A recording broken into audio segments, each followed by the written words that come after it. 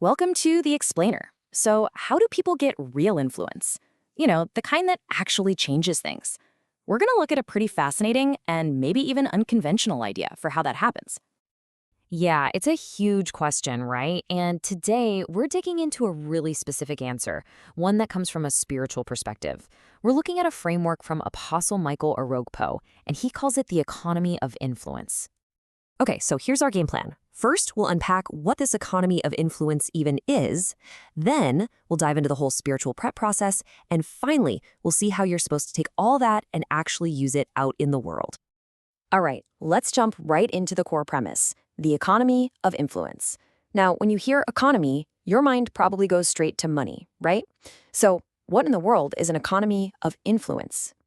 Well, here's the central idea. Real, lasting influence isn't something you just grab, it's something you earn. And according to this model, to make a real dent in the big mountains of society, we'll get to what those are later, you first have to build yourself up on what the source calls a spiritual Mount Zion. It's like your external impact is a direct reflection of your internal fortitude. Okay, but to understand this whole spiritual economy, you gotta know where the power comes from, right? The entire framework hinges on one really specific idea about the ultimate source of all authority. And this is a really key distinction here. The framework basically splits the divine nature into two categories. You've got divinity. These are attributes that can be shared with people, things like justice, love, mercy. But then you have deity. And these are the unshareable attributes, things like being all-powerful or all-knowing. It draws a really clear line in the sand, you know? And that brings us to the main point. Any legitimate power or influence someone has is, in this view, basically delegated. It's not something you just invent for yourself.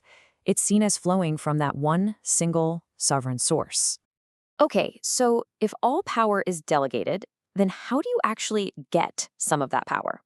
Well, the framework describes this whole transformation process, and it all revolves around interacting with something called spiritual light. And yeah, this isn't a quick fix. It's a journey through 3 separate levels of this light. Each one builds on the last. Let's break them down. So level 1 is instruction. The Greek word is graphe. This is all about building your character, your foundation. Then you move up to wisdom, or logos. Think of this as an upgrade to your operating system. It helps you start thinking on a whole different spiritual frequency. And finally, you get to power, or rima. This is where all that wisdom becomes actionable. It's the ability to actually go out and overcome obstacles. All right, so where does this all happen, this transformation? The model gives us a sort of metaphorical location, a proving ground, where you get forged into something new. And it's called Mount Zion.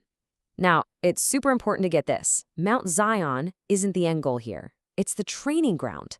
It's like a spiritual boot camp where you get prepared, delivered from your old baggage, and sanctified, all before you get sent back out into the world on a mission.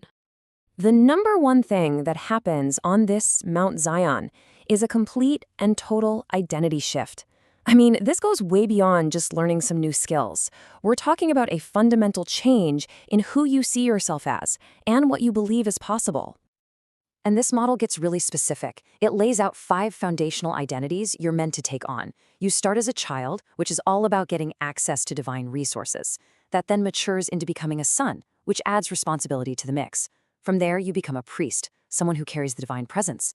Then a king, an authority figure with real dominion. And the final identity, an ambassador, basically a representative of a heavenly government here on earth.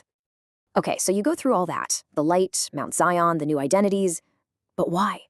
What's the whole point? What's the mission? This quote from the source material pretty much nails it. Saviors will come from Zion to judge the mountains. So the idea is that after you've gone through that whole Mount Zion boot camp, you're now ready to go out and be one of these saviors who judge the mountains. But what does that actually mean in practice? Well, these mountains aren't literal mountains. They're the big spheres of influence in society. Media, government, arts and entertainment, academia, business, the whole shebang. The mission is to take that internal transformation you got on Mount Zion and bring it to bear on these key areas that really shape culture. So when you get to these mountains, you've got 2 main roles to play. First, as a savior, your job is to bring answers, solutions, basically deliverance for the problems plaguing that sphere.